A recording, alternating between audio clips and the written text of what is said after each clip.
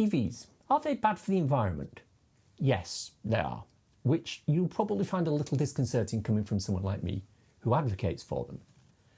But I think there's been a lot of message manipulation and word twisting about what electric vehicles are going to do and why we should move to them. Now, let me start by saying that I support the Robert Llewellyn point of view from Fully Charged, which is that we shouldn't be looking to replace combustion vehicles with electric vehicles one for one. We should be looking at redefining transport, moving away from cars and into active travel, bikes, scooters, etc., public transport and walking.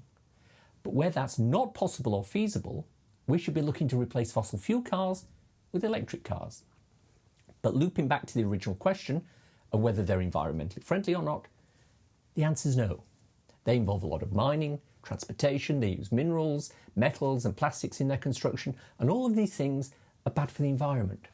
In fact, when it leaves the factory, an electric vehicle has a higher carbon footprint than the equivalent fossil fuel car. So that's not particularly environmentally friendly, is it?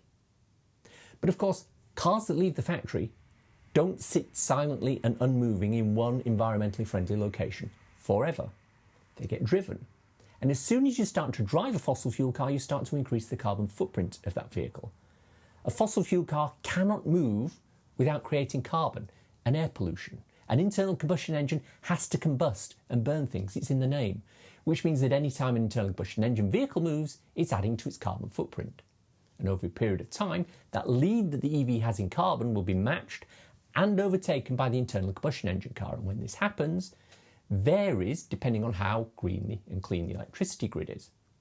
Now, it averages out at around 17,000 miles or about 2 years of driving. And if you're in a country where 100% of the electricity is created from burning coal, then this time period will be longer.